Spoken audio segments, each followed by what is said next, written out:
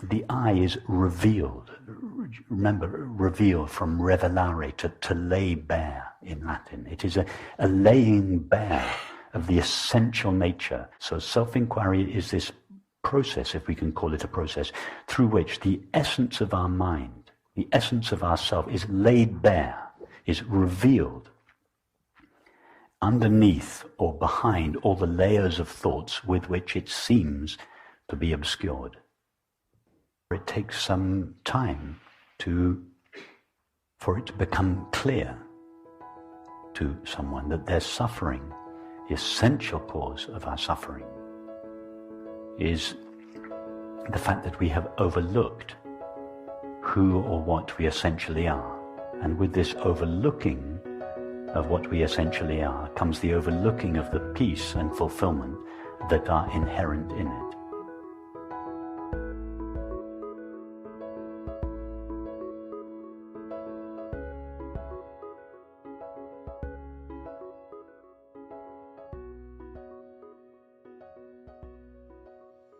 You say your investigation into your I has led you to realize that you are not the doer or not the thinker.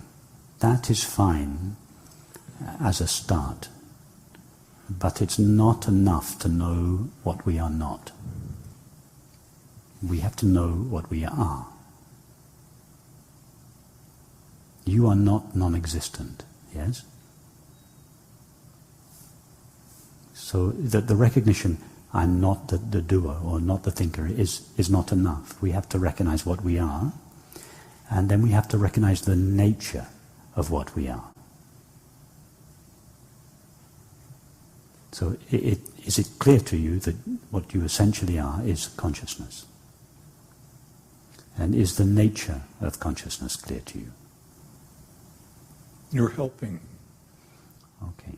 So the recognition, I am consciousness, or let's go back a step. The recognition, I am not the doer, I am not the thinker, is a prelude. The recognition of what we are not is, for most of us, a prelude or a preparation to the recognition of what we are. I'm not my thoughts, I'm not my feelings, I'm not my sensations, etc. This is the neti-neti approach. I'm not this, I'm not this. And when we have removed everything from us that can be removed, what remains is what we essentially are. And that, as you understand, is consciousness or awareness, or the experience of being aware, or I sometimes refer to it as knowing. The reason I like the word knowing is because it's a verb, not a noun, so it doesn't reify or objectify what we are. So having understood I am awareness or consciousness, the next step is to understand, to discover its nature, and in particular that its nature is peace and fulfillment, and that it is ever present and without limits. So that what is traditionally called enlightenment or illumination or awakening is not just the recognition I am consciousness, it is the recognition of the nature of the consciousness that I am. It is that recognition that brings with it the peace and the happiness for which we all long above all else. So to begin with here, we start on this neti-neti path, separating everything from us that can be separated, to leaving only this naked awareness, before awareness has been clothed by experience.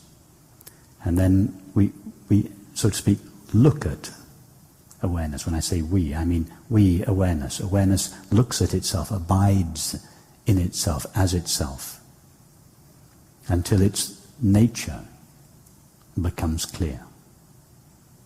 And this nature this recognition may come in one clear moment of seeing, like it did with Ramana Maharshi, but it may come more gradually. The inherently peaceful and unconditionally fulfilled nature of awareness may impress itself on us more slowly. It may not come in one clean, clear recognition.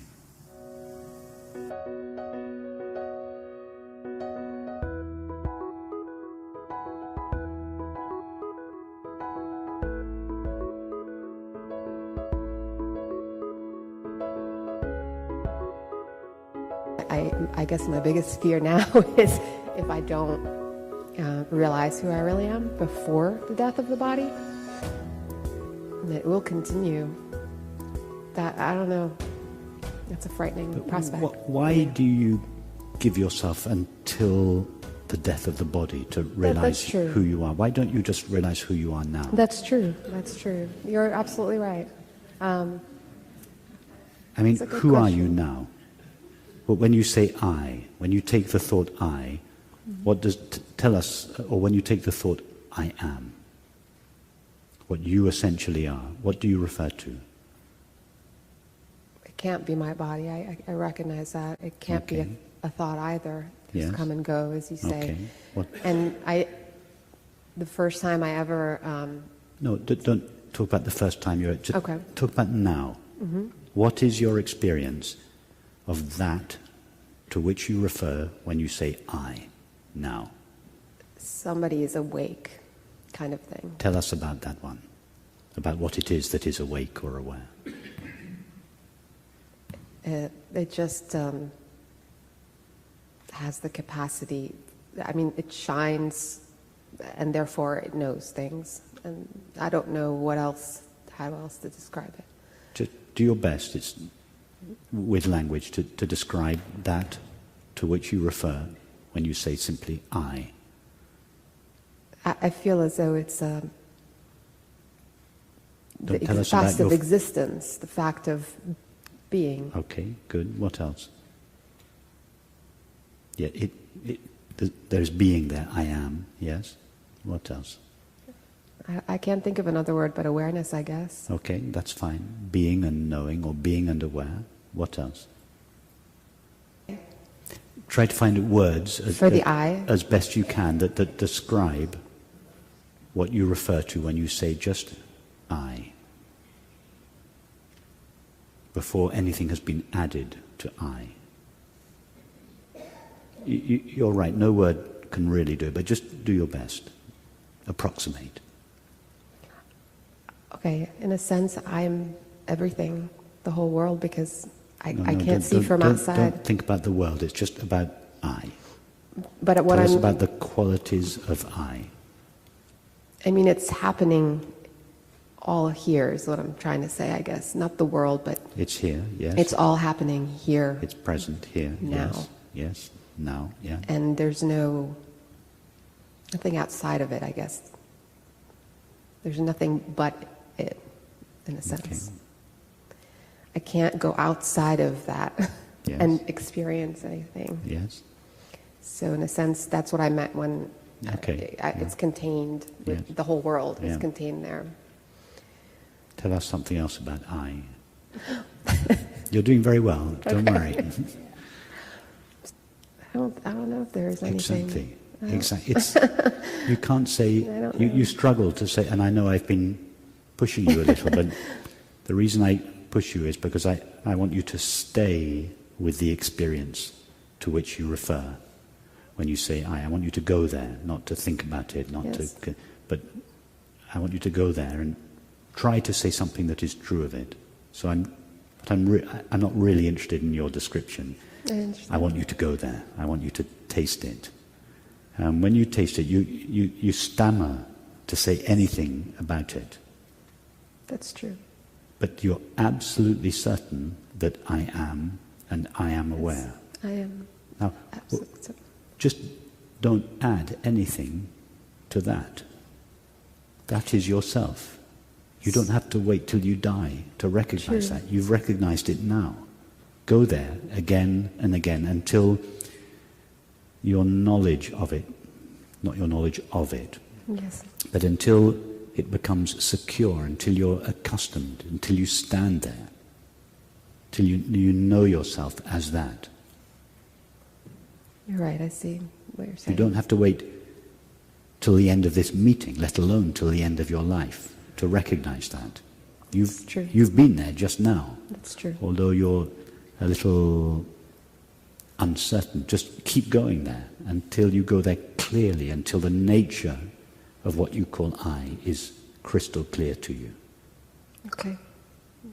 Just the continuity, it makes complete logical sense there. I mean, not logical sense. I experience the fact that there's no other moment. I mean, if I look, there's no previous, but I've only experienced one time where I actually saw that. I realized it. So to begin with, you feel that you visit yourself from time to time. It's true. But in time, there's a change. You begin not to feel that you just visit your true nature from time to time as a person, but that you are that. It's the person that you visit from time to time. So a shift. It's not the person that visits your true nature from time to time. You begin to establish yourself in and as your true nature. And the person, that is your thoughts, feelings, activities and relationships, come to you. They visit you from time to time. Beautiful. You begin to feel that this is where I live, this is what I am.